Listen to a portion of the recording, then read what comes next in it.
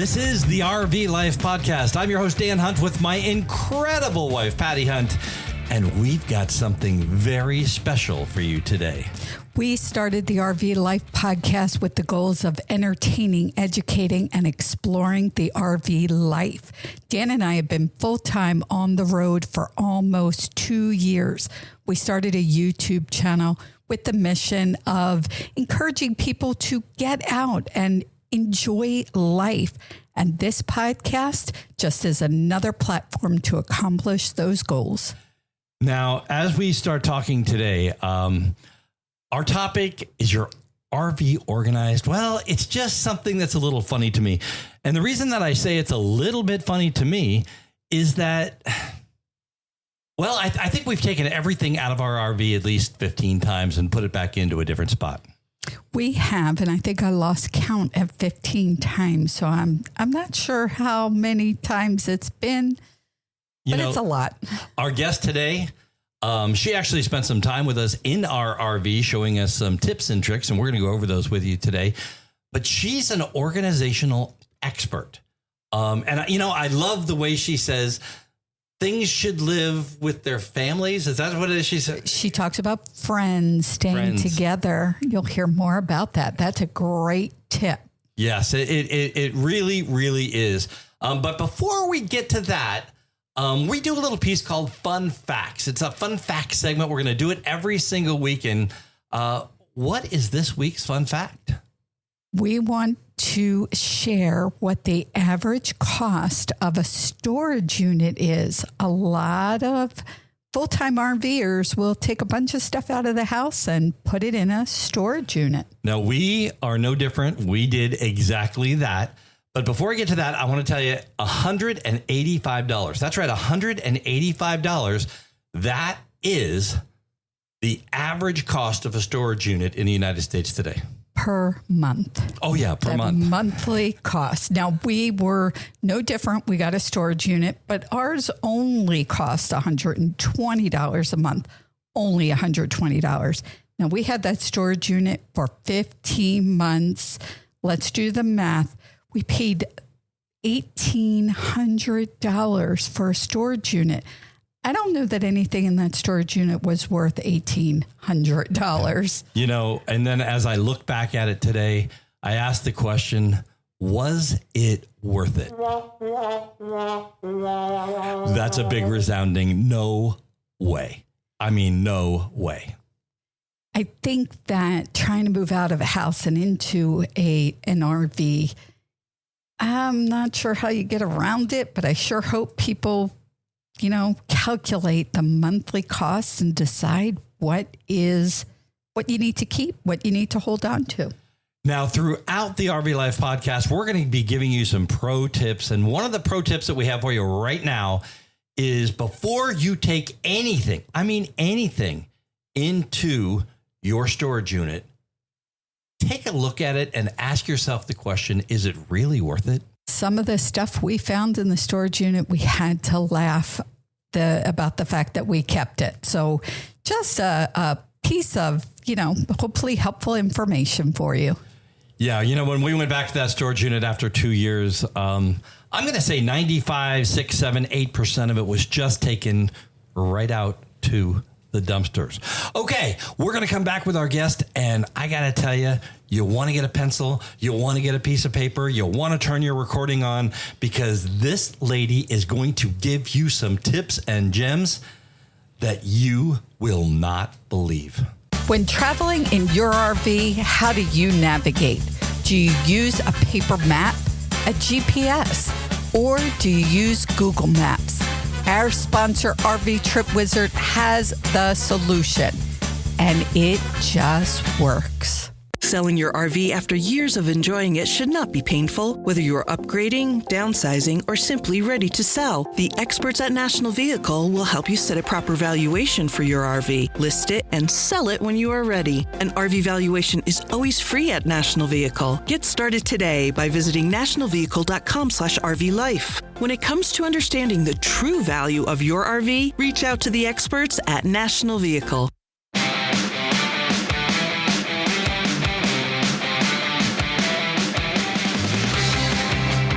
guest today on the RV Life podcast is a pilot. Not just a pilot, not just any ordinary pilot. She's a CFI. What does that mean? It means she's a certified flight instructor. I think she was a test pilot. She's a mom of 3 great kids. She's the wife of, get this, an airline pilot, a blogger, and an organization expert, not to mention she's an RVer.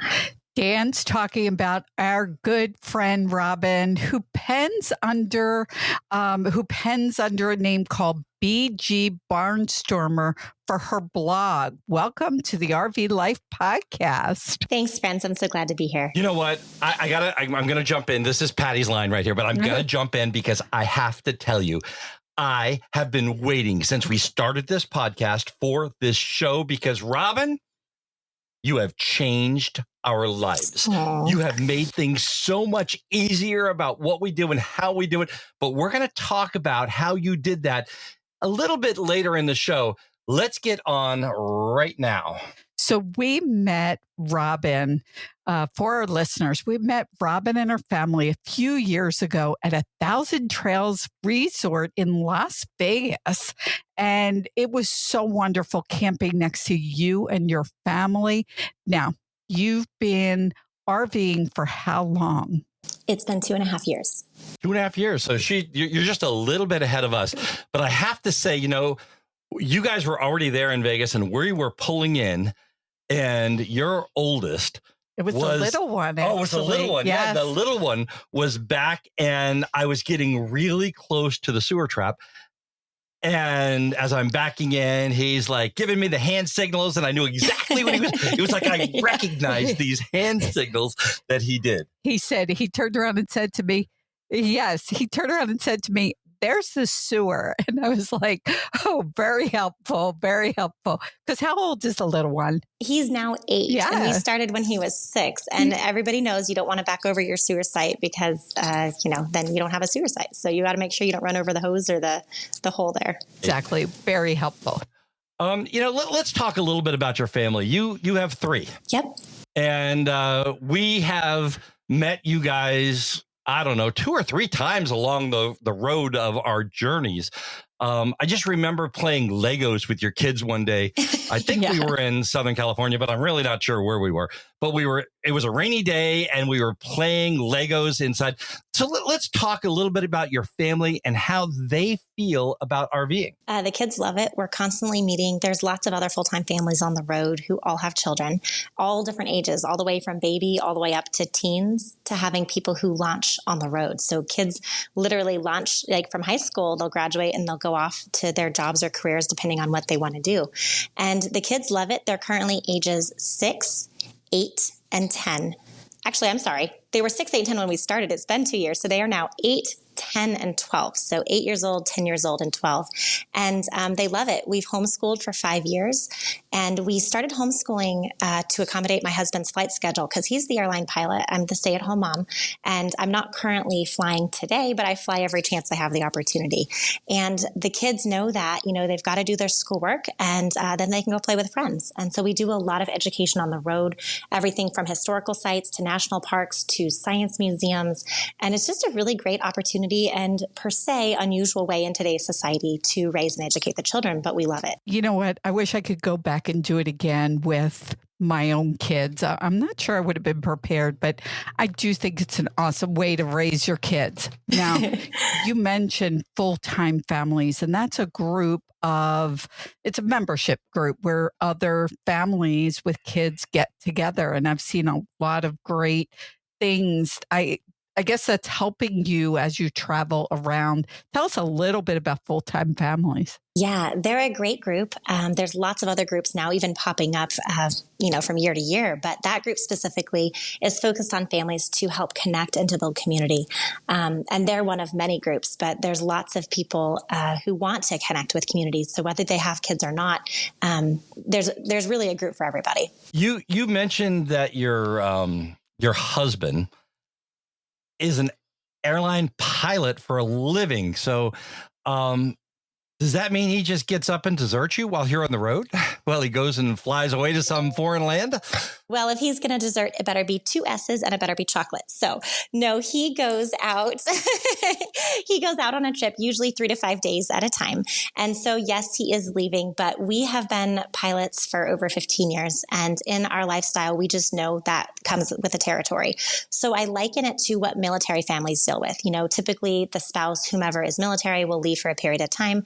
The tricky part about in aviation being a pilot is that you're leaving multiple times a month instead of just once every so many months. And so being a pilot, sure, he's coming and going, but our rhythm is when daddy's home, that's kind of our weekend. So if that's a Tuesday, Wednesday, Thursday, then we might travel on Tuesday. Wednesday, we're going to explore the new area.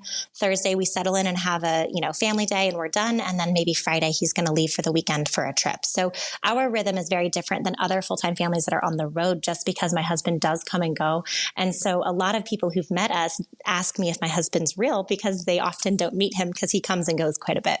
It's great the way being on the road, you could kind of make your weekend whenever you want your weekend to be. So that is awesome. Yeah. And it really provides us a flexibility with our schedule. You have 5 people, you live in a fifth wheel.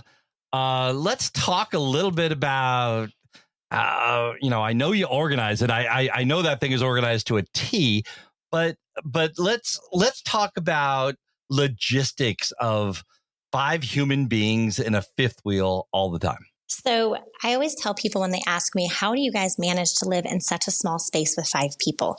And the reality is we're not always living inside of our space. We are living our life mostly outside and around, and we sleep in our house every night. So even though we're not always physically inside the home, we do function in a space because sometimes it's rainy. And so we'll pull out the board games. We've got cards. We're doing homeschooling. We do have a clam tent. And so that kind of provides us an outside living room, even though it's not necessarily in our rig, but it is an outside space that can be out of the elements that, if it's hot outside, we can enjoy being together just right outside the rig, even if it's not physically inside. But, people ask about cooking and how does that work? It gets just as messy and sometimes quicker than an average house. But the reality is it's just another space and we have learned to operate in that space and it's just tight quarters. So you kind of just have to coordinate. If somebody's, using the stove, you may not be able to get into the fridge for a minute until you say, hey, I got to grab the milk. And so you just have to use a little more communication than you might in a regular house. Well, I will tell you, and we're going to jump into this big time, that just the tips you've given us, and it's just Dan and I in our RV, but just the tips you've given us for organizing has really been helpful. Changed our lives. Absolutely. I'd love, and we're going to talk about it after the break. I'd love the keeping families, friends have to stay together. Yes. We'll talk more about that right after the break, but that was very helpful for those of you listening. You'll hear more about that in a bit. Why end your camping season when it gets cold? With the inflatable RV skirting system from Air Skirts, you could extend your camping season year-round. Reach out to Jim and his team by visiting airskirts.com for more information. RV Life Podcast listeners get $100 off a kit order when you use code RVPOD. That is RVPOD for $100 off. Now, before we get into the organizing side of this thing and we talk about organizing pretty heavy, I got to ask a couple questions. Sure. As a little kid, every kid in the whole world wants to be an astronaut or a test pilot.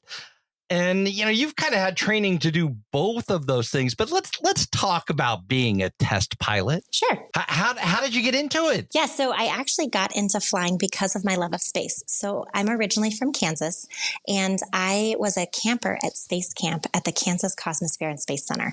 I went for, I think it was 3 years. I literally have lifelong friends, and some of them now work in mission control at a variety of companies. They've trained astronauts. They are working at the NBL, which is the Neutral Buoyancy Lab. They've made spacesuits. They fitted spacesuits. They do all sorts of really cool things. But when I got into space and my love of space, my counselor was a pilot. And so that counselor inspired me to become a pilot. And so, as you might say, the rest is history. And that kind of launched me literally into my career of aviation. Eventually, then my husband and I met, and our path has taken a turn several times. And in one of those turns, we had each been laid off in aviation. And so when my path started to take its turn, I ended up working at the Wichita airport for a little while. In that time, then an opportunity came open to work on the Skycatcher, if you've ever heard of it. It's a little tiny 2-seat airplane, and they needed a production test pilot. And I fit the bill, and they said, yeah, we'd like to hire you. So I worked on the production line, testing those airplanes every day. It was the best job because it's a pilot job where I got to leave and come home to my babies every night. And I will be forever grateful for what I learned, and also the opportunity to fly and to meet, mentors in my aviation community. A flight instructor. I think I gave my flight instructor maybe 2 heart attacks in the time that I was learning to fly. Talk about teaching other people to fly and the responsibility of doing that. And how the heck do you not just jump in and say, no? Yeah, it is a learned skill. Obviously, I love to fly. And so in order to build flight time, I needed, one of the ratings that I got was my flight instructor certificate, which allowed me to build my flight time. So when I'm flying with a student, I'm getting flight time as I'm training them. So I get to count that time towards my total time. As a flight instructor, it's a fine balance between teaching them to fly and letting them screw up. And I liken it to teaching a student to drive in a car. It's like driver's ed. It just happens to be in the air. Equally dangerous and difficult, but also it's learning and understanding that it's kind of a long letting go process because, and I think you guys are going to talk about this, is one of my rules is like, you have to learn to solo. So even in parenting, like I am constantly letting go and letting my kids do more and more and more, because in flying, you have to let them solo. Otherwise, they're never going to fly. So it's a really cool way to understand that my job either makes me crazy or awesome, that the person next to me doesn't know what they're doing. It's dangerous, but it's also awesome because even though it could be dangerous, I know my skill and ability. And I know that kind of pivot point to say, okay, it's getting away from them. They don't have the skill and experience. And now I need to take over. And so eventually they start to learn that skill, and then I just hand it off to them. And I have had some of the most amazing students. And now truly our airline pilots, our corporate pilots, literally fly all over the world. So it's just such a joy to watch them go and do what they love to do and be a part of their journey. You know what? I'm sure that you and Dan can talk about flying for the next 2 hours. But Yeah. I'm sure, and I'm sure our listeners would love to hear that. We'll have to bring you on and talk more about that. But I'm really excited to talk more about how you've helped us with organizing. And I said before the break, you have this saying about keeping things together. What's that saying? But basically, things that are friends need to be together. So for example, your coffee should probably be near your coffee filters, your coffee beans, your coffee mugs. Very likely, you're not going to put your coffee in your bathroom because that just doesn't really make sense. So you want to keep things that should be friends together. And that kind of helps people like logically think about, oh yeah, the toilet paper probably shouldn't go in my kitchen cabinet. It probably should go somewhere near the bathroom, things like that. And that is something I've walked around saying all the time. And it is the one thing, because I have an espresso machine, a great big machine, and you said keep friends together. And now the cabinet below that machine has everything I need for coffee. Yeah. So it really is so very helpful. Great suggestion. Thank you. Friends need to stay together. Yes. And I think about that a lot with my kids because honestly, that whole saying that I came up with came from teaching my children to not only organize, but to be more independent. Because like I said, I want my students to solo. So I want my kids to be able to do things independently. So honestly, that phrase for me came from teaching my children, using my flight instruction to helping them be independent individuals and now into the RV world. So thank you. I'm so glad it's been helpful. You very graciously came into our RV when we were, I think, in Southern California somewhere, and it was not the greatest days that we were there. It was kind of rainy and cold. And you came into our RV and you looked above my desk. We took one of the couches out in our Class A RV, and you looked at the cabinets in front of me. I thought you were going to have a heart attack because it was just a mess. And you made, tell the listeners about the suggestions that you made and then we'll talk about it more from there. Well, first of all, I just want you to know I never want to offend or embarrass anybody. So I always remember where I started, which was an absolute mess. I literally looked on Pinterest on how to organize a bookshelf. I had no idea where to start. And I've had friends help me along the way. And so as I came up with the tips that are like, keep friends together, it's like, well, does this make sense? So one of the cabinets that you had showed me was this above, I don't remember what it was, above like your desk, I think. And it had all of these bits and pieces in there. And I said, why don't you consider putting things in bins? Because you literally have an earthquake every time you move. So things are going to shift and now you can't find it and you're going to be digging. And I don't know about you, but I don't have a lot of patience to be digging through my cabinets all the time. So one thing that I found in my home that's been valuable is having a basket or bin that you can pull down, grab what you need, and then put back up. And I think that was one of the things that you had talked about being helpful in your early journey of organization. A couple things you just said. First of all, we all have these cabinets, and that cabinet, you asked what was the cabinet that was driving me crazy, and that was it. Even though it's not my stuff, it drives me crazy because he's always asking for something or getting annoyed. You would think something simple like putting bins in is just so obvious, but it was, like he said earlier, life-changing because, get some bins. Now, I personally love clear bins. Yeah. I know I went into TJ Maxx, found aisles and aisles of clear bins. I felt like I was in heaven, and I sent you a picture. I love the clear bins, and we're going to let our listeners know that in the show notes, they can go and see. Nope, I'm sorry, on our social media. So Instagram, RV Life Podcast, and Facebook, they could see pictures of the before and after this cabinet. So for our viewers, when they're looking for bins, give them another suggestion to help out. I know a lot of people struggle with this issue. Yeah, a couple things to consider with a bin is when you buy bins, buy more than you need and plan to return them. Consider buying them at different locations because some people love to have the clear bins.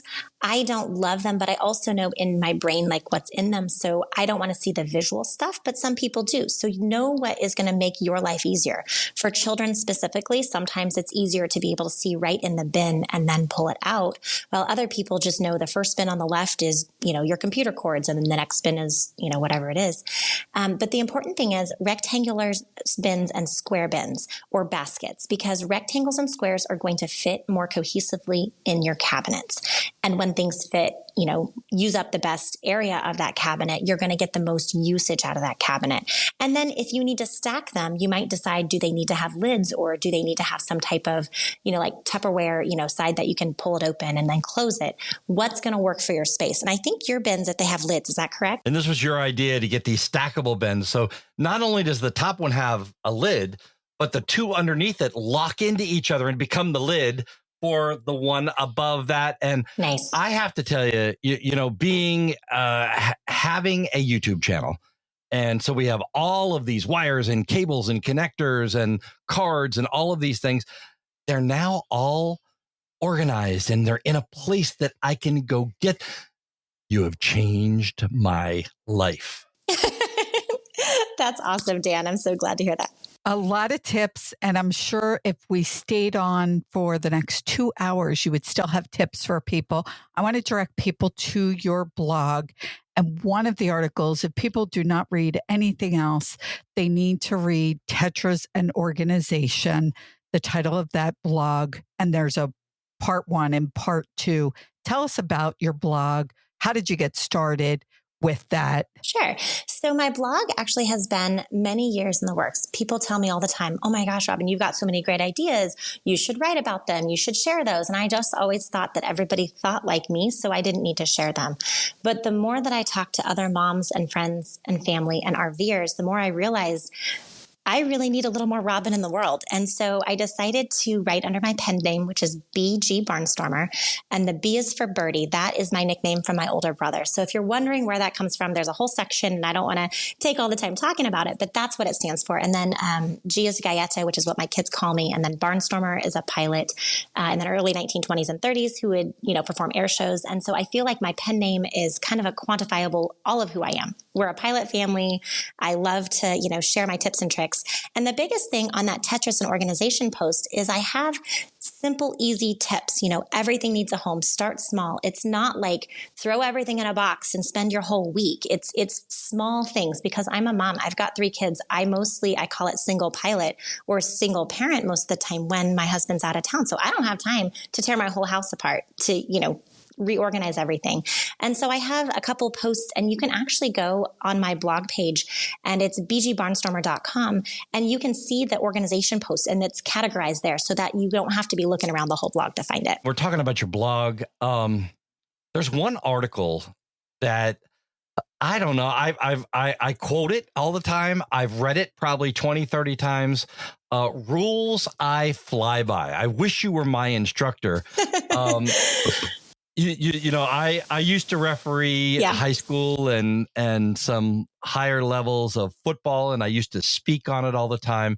And I would say never negotiate with a coach on the sideline, because their point of view is just not realism.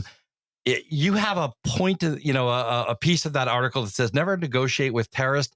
And then you start talking about your kids as a terrorist. I just thought it was the greatest thing I've ever heard. If you haven't had a chance to read this article, believe me, you got to go read this article. But talk about the thought process and being a pilot and bringing that into an RVer and a mom. Yeah. Thank you. Thank you for that opportunity. So I quantified it as, it's called 4 rules that I fly by. And I think actually the title is Rules I Fly By. And the 4 that I put on there is fly the airplane. Somebody's always got to be in charge. If you stop flying the airplane, you're going to crash. That's the short of that one. Second is learn to solo, be independent, teach your kids to be independent. The third is don't negotiate with terrorists. And talking about demands of kids, like I want a lollipop, I want to eat candy for dinner. Well, I'm not opposed to you eating candy, but you're not going to just eat candy for dinner, because then I have to deal with you, little monster, after you're on a sugar rush. I don't want to deal with that either. And then the last one is don't fly into a thunderstorm. So all of these, are aviation related, because that is my life. I mean, I taught people to fly for well over a decade now, and it's literally the way I think. If I'm talking about don't fly into a thunderstorm, it's physically in an airplane, a real thunderstorm. And, there could be lightning in there. So in relation to motherhood, if my kid's throwing a fit and they are having a hard time, and my other kid goes to walk right into them and says they punched me, well, you know what? You got hit by lightning, buddy. That was probably a poor choice on your part, and you shouldn't be running near, as I call it in aviation, a thunderstorm or, lightning bolts. And so, my perspective on, parenthood and flying and RVing, it really feels like it kind of is tied together. And when I started blogging, I really wanted to share some of those thoughts, because so many people said, oh my gosh, that really resonates with me. And I just felt like I really had to share some of that with the world, so that when people are in tight quarters in an RV, things are going to get pretty hot pretty quick sometimes if, you're having a bad day and somebody is losing it, and, don't fly into that thunderstorm. Give them some space, back up, And so I feel like not only in any parent's life or any coworker's life, but also especially in an RV, you got to really realize that, thunderstorms are going to happen everywhere. You just got to know how to see and avoid. And so I shared that on there. So much great pieces of information. When we talk about trying to get organized, as you're talking, don't walk into thunderstorms, I think people put a lot of pressure on themselves to get the RV organized and keep it that way. How many times you think you've organized and reorganized your RV, even though you're what I would call an expert? Thanks, guys. I would say the kitchen alone, literally 5 times. Now, we've lived in our current rig for 1.5 years, and the other rig that we had before was 1 year. And what I always tell people is when you're organizing, it's kind of like dating. You don't marry the first person you date. You need to kind of date them a while. And when you're organizing, like, for example, my toaster in the new rig, the cabinets are kind of odd. And I was like, my little guy likes to make toast in the morning or bagels, so they need to be able to access that. So once I had the kitchen organized, I realized my kid couldn't reach the toaster, and that was not going to work. And so then I just shifted. And so when you're in that space, figure out, like, is it working? Does the thing make sense?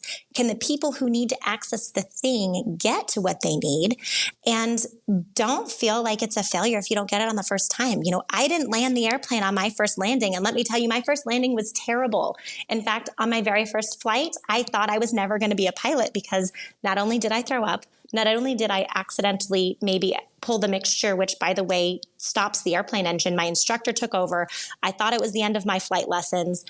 But let me tell you, I learned a lot that flight. So it doesn't matter if you screw up everything. You just kind of keep moving forward and realize that, you know, you're trying it out. You know, it's like buying an outfit. You don't find a pair of, you know, jeans that doesn't fit and put it on, or, you know, buy it. You're like, no, this isn't going to work. Just go on to another pair. So, and again, what I'm hearing, and it was something that you said to me that really helped, was just take your time. It's a work in progress. Yes. Knowing that everybody kind of goes through this. I've changed some of the cabinets. Well, we'll talk at some point about the clothes cabinet. We will have a discussion about this, and we'll share it with our listeners. But to really be easy on yourself.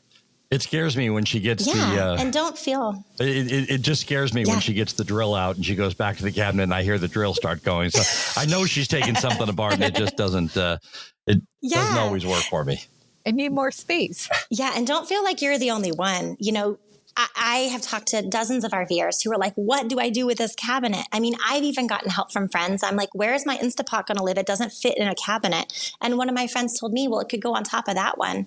And sometimes all it takes is a different perspective. And I love that as a community. We just kind of keep working together, sharing ideas. There's even RV organization groups that have ideas that they can post as well. You know, you talk about that, and I just want to point out one, again, sometimes it's just that second point of eyes, but this is another way that you have changed my life. It's awesome. Every day.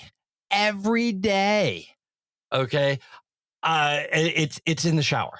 So every day when I take a shower, Robin, you actually even gave these to us. There are these two silly little wire baskets, but we put those wire baskets.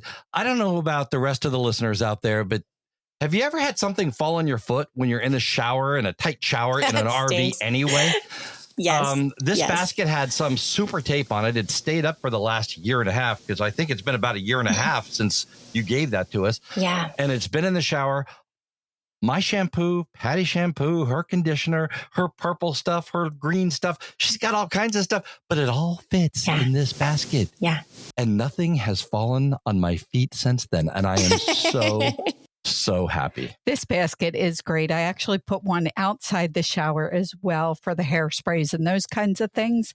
And I will put a picture on Instagram and on our Facebook page so our listeners can know what we are talking about. They are wonderful. And the great thing is, you're not having to move it when you travel, which is simplifying life. It's less to do. Well, yes, exactly. We have less to do. And we talk about the Instagram page and the Facebook page. And you know, we're going to put some pictures up there, but we're also going to put links there and in the show notes so you can get to the BG Barnstormer blog. If you live in an RV, you must. If you live in an RV, I'm going to say it one more time, you must read this blog because it will change your life as well.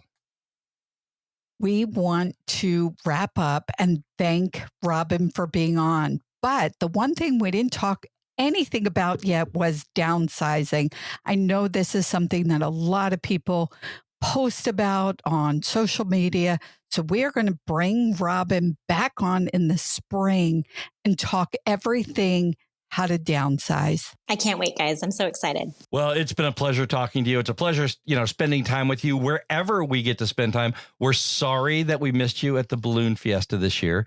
I know you and your family were out there. I'll forgive you, Dan. Just this time, though. Just this time, yeah. Just this time. Hey, I've got 10 hours on my way to be a balloon pilot. Ooh. But I'll tell you what, we just really enjoy spending time with you, your kids, your husband. It's really been great knowing you. And we're so glad that you're kind of like one of our support group people while we're out on the road, just, people we can call, and you and Patty sit and chat all the time. So thank you so much for being our friend. And we look forward to having you back in the spring where we can talk about downsizing. So for those of you that are getting ready to get into the RV or move into a new RV, Robin's got some great ideas on that.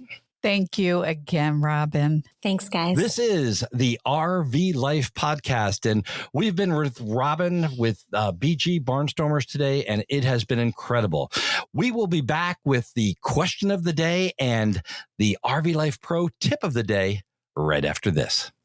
Clear 2O continues to bring its expanding line of water filtration products to RVers with innovations such as their DirtGuard sediment pre-filter, their 1-micron solid carbon block inline water filter, and a wide variety of high-quality filters for your RV's whole house filter system. When it comes to clean water for your RV life, the answer is clear. Clear 2O. Visit clear20.com and use the coupon code RVLifePodcast to save an additional 5% on every purchase. National Indoor RV Centers with over 1,000 motorhomes available across multiple locations. National Indoor RV Centers continues to provide an outstanding hassle-free motorhome ownership experience. National Indoor is the #1 Newmar dealer in the nation and also features brands like Integra, Winnebago, and much more. Visit NIRVC.com and become a part of the National Indoor RV Centers family. National Indoor RV Center has 6 locations, and Dan and I were in Manassas, and we found out that's where their newest location was, and we were able to go check it out. I got to tell you, this place is incredible. Not just it's the concept, it's the people, it's the guys in the shop. There's just a feeling there of these people want to be there, and it's fun for them. It is a new facility, and they're calling it their new temporary facility.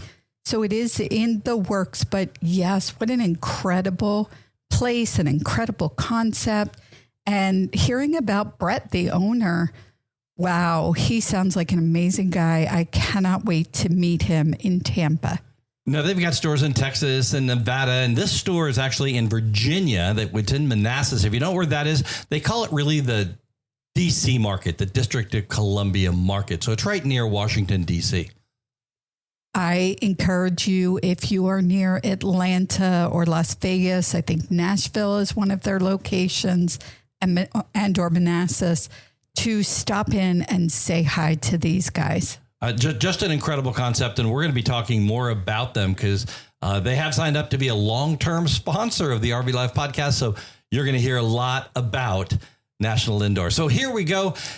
We're going to get into the RV Life Pro Tip of the Week, but before we do that, after that, we have my favorite segment, and it's called the Question of the Week, and we'll get into that question about storage in your RV in just a little while. But first, let's go to Pat Buchanan and the RV Life Pro Tip of the Week. Our RV Life Pro Tip this week is the custom stop option in RV Life TripWizard.